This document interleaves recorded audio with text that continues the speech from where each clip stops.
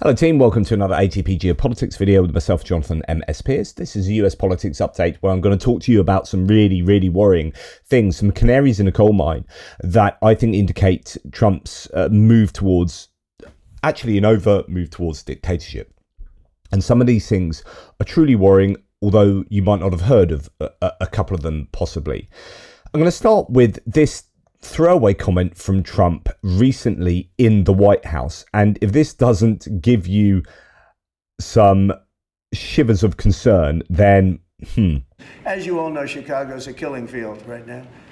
And they don't acknowledge it.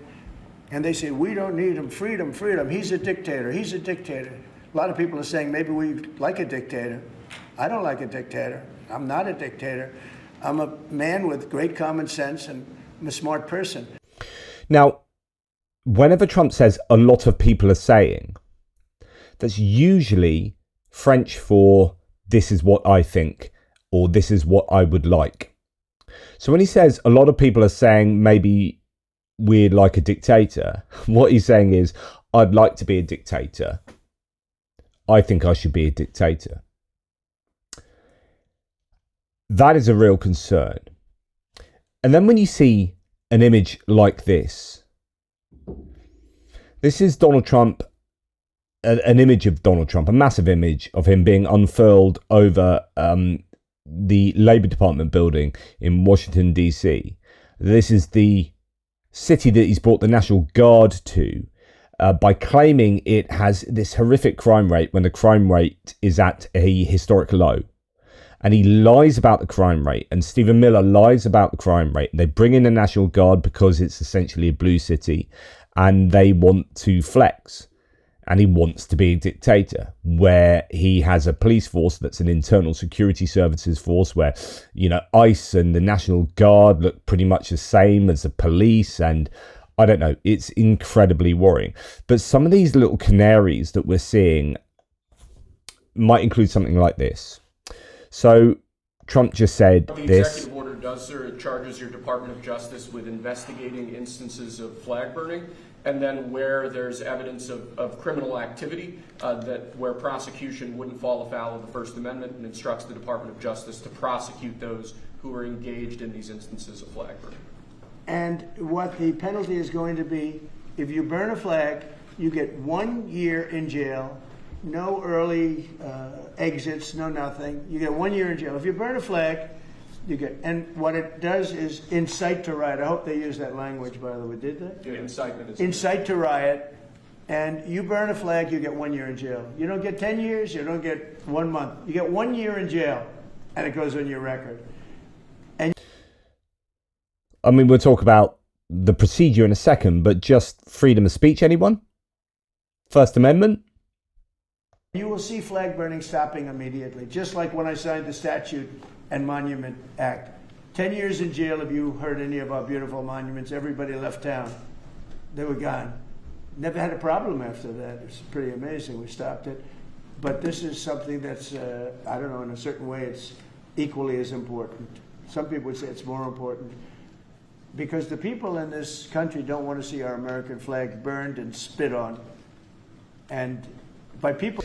And there's an interesting addition to this, because actually there's footage of him signing a flag, which is a form of desecration of a flag at a rally, where he's fallen foul pretty much of his own kind of ruling. But anyway, the point here is that he can't do this. This is what a dictator does. You cannot, using an executive order, just sign a new law into place and the penalty for it. So no previous US president has ever created criminal offenses by executive order, as that's exclusively reserved for Congress. However, it is literally a hallmark of fascism, and it always starts with criminalizing dissent. So after consolidating power in 1925 to 26, says Chris Owicki, Mussolini issued decreti lege, decree laws, through the fascist Grand Council and his own authority as il Duce, the leader, bypassing the Italian Parliament. The special laws for the defense of the state, 1926, established offences like anti-national activities, which included criticising the regime, organising opposition, or spreading defeatist propaganda. Franco did exactly the same thing. Spain, passing decretos leyes throughout his dictatorship in Spain. By passing the Spanish parliament, they criminalized activities like strikes, unauthorized gatherings, or spreading anti-regime propaganda. Hitler used his powers under the Enabling Act of 1933 to criminalize dissent in public malice and outlaw race mixing relationships between Jews and Germans. Other decrees authorized the arrests of communists, socialists, and others deemed threats.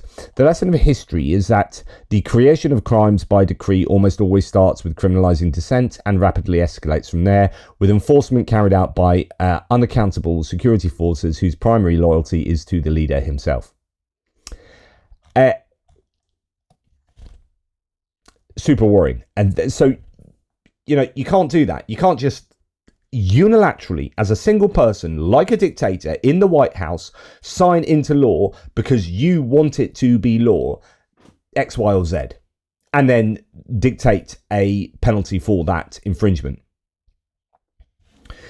And then you have this. So this is another canary in the coal mine. And people might not have heard too much about this, but Trump basically wants to to rename the Department of Defense.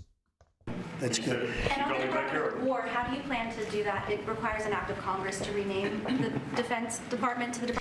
So he's going to rename the Department of Defense to the Department of War because, he wants all these like real alpha male war fighters to, represent, I don't know, whatever the reason is. He wants it to be called the Department of War. And the question is, well, how are you going to do that? Because you need an act of Congress to do that. We're just going to do it. I'm sure Congress will go along if we need that. I don't think we even need that, but...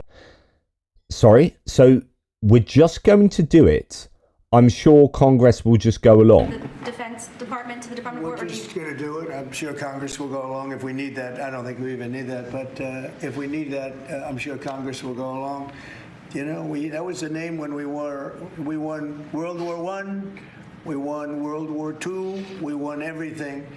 And to me, seems like just a much more appropriate. The other is defense is too defensive. And we want to be defensive, but we want to be offensive, too, if we have to be. So it just sounded to me better. Really like a better name, yeah. It just sounded better. And because I'm dictator, I'm just going to rename it. And there you go. I mean...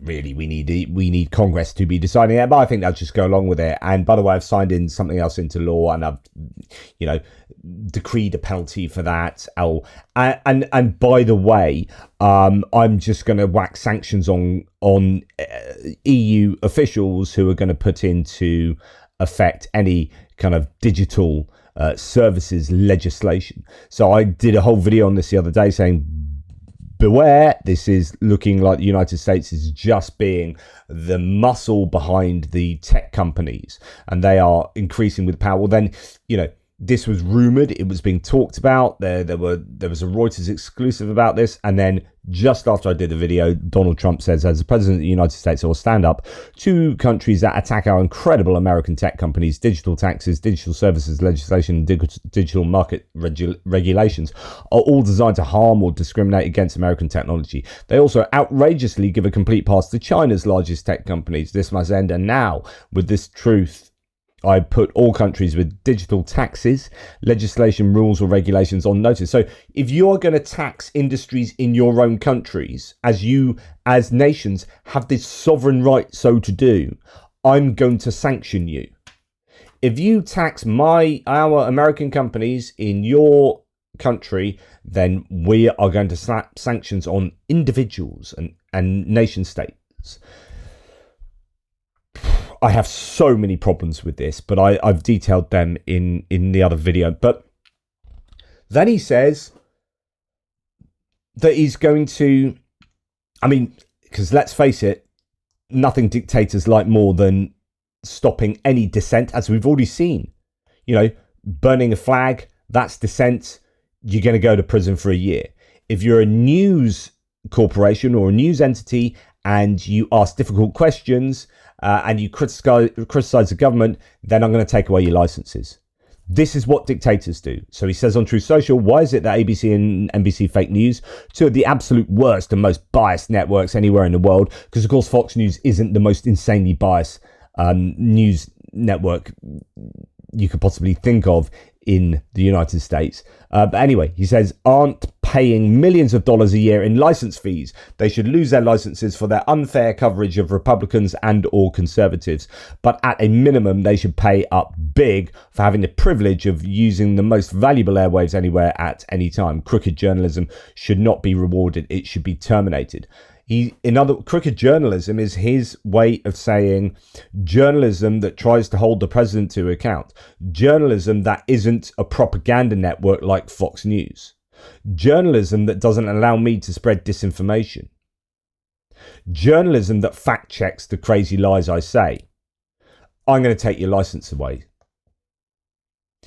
And then we had Wes Moore, who is the governor of, this morning, Trump threatened to cut off Baltimore's key bridge repair funds after their governor, Wes Moore, criticised him on TV. So then any criticism, so if you are someone burning the flag, you're going to go to prison. If you are a news network and you criticise me, we're going to take away your licence. And if you're a governor that criticised me, I am going to take funding away from repairing. I'm going to take federal funding away from your state, from your district, from your whatever. And we've seen this with regard to FEMA funding and support for districts and states that are blue, that are Democrat. Trump will try and take funding away.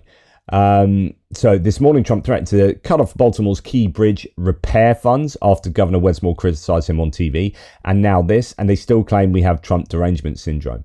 So Trump is now threatening to prosecute sloppy Chris Christie over Bridgegate after the former New Jersey mayor hurt grandpa's feelings on ABC. So he's actually a Republican, Chris Christie, that's not a really big fan of Donald Trump these days. Totally normal and not crazy at all. So it's a retributive notion that of this dictator wannabe that is so dangerous.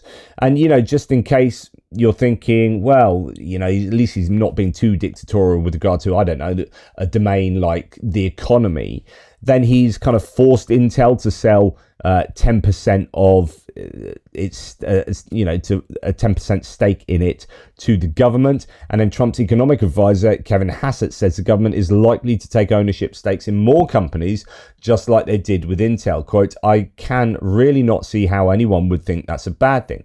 Now, I, in principle, don't have a problem with state ownership and strategic ownership in certain domains. But what I want to show, to express here, is that this is deeply, deeply un-Republican. Like, the Republican Party prided themselves over decades for being the small government, free market advocates, right?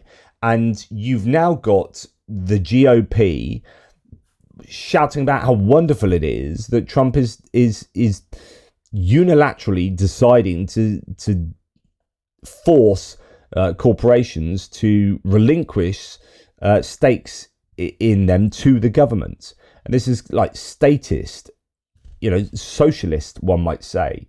And yet he was on claiming that Kamala Harris was communist and blah, blah, blah, and blah, blah, blah. And this is really, really like hypocritical stuff at the very least. Problematic if you are a true, I think, Republican. Now, then he goes on to say just nonsense like this. I mean, these are the delusions of grandeur, where he thinks he's not just emperor of the United States of America with designs on Canada and Greenland, but actually he thinks really he's the main man in Europe. Where they respect your president to a level that they jokingly call me the president of Europe. They call me the president of Europe, which is an honor. I like Europe and I like those people. They're good people. They're great leaders. And we've never had a case where... I don't know a single human being that's called you the president of Europe. Like, who's they? What are you talking about? And then, of course, we have this problem of him wanting interest rates to be cut. Partly, I mean, there are many reasons why this could be the case. So he's got $100 million worth of bonds in different entities where if the interest rates are cut, then the bond yields go up and he makes lots of money. So this could be just pure grift. It could be partly to do with his understanding of the real estate industry. All sorts of reasons he wants the interest rates to be cut, but it's going to be pretty much be self-serving. And Jerome Powell, he doesn't have the jurisdiction really to fire Jerome Powell, not without a fight on his hands, but he seems to have unilaterally fired the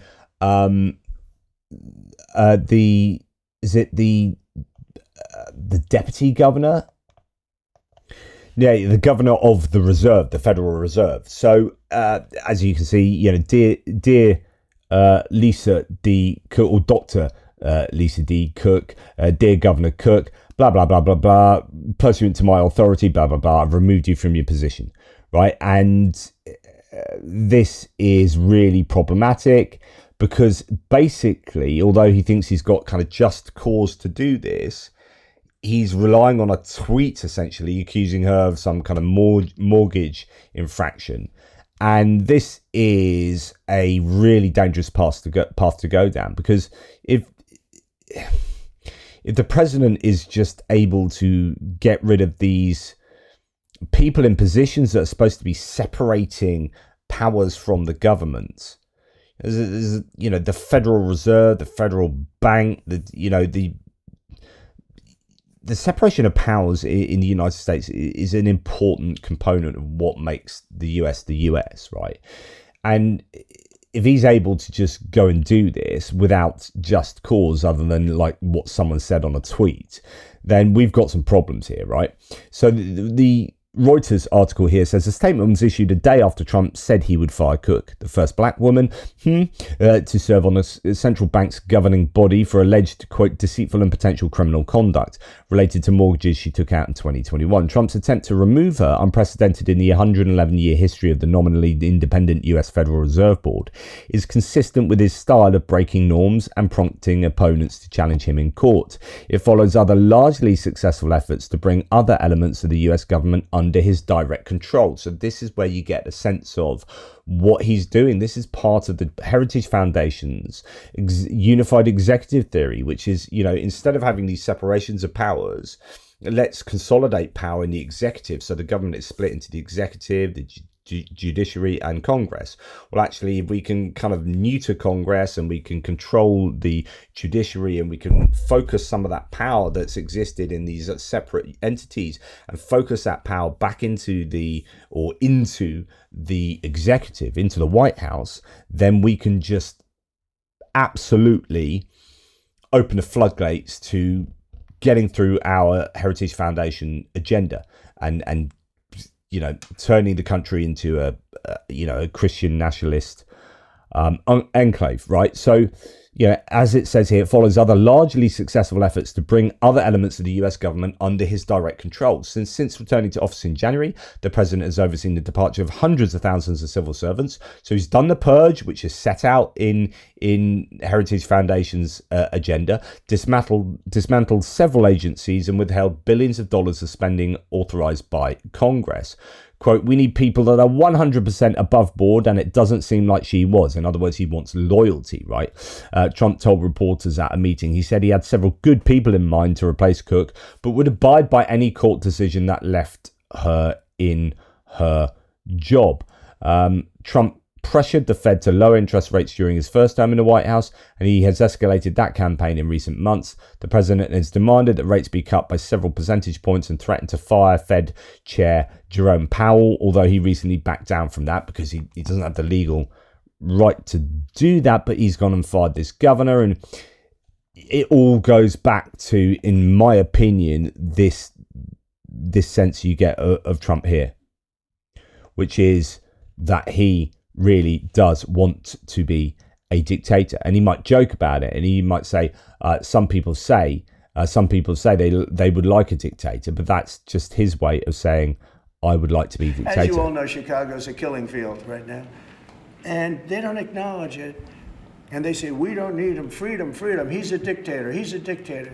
A lot of people are saying maybe we like a dictator. A lot of people are saying maybe we'd like a dictator. A lot of people in Europe are saying that I'm the president of Europe. The canaries in the coal mines are suffering at the moment. They are suffering and suffocating. They're dying. And I don't know if everyone's aware of quite how many have passed away as this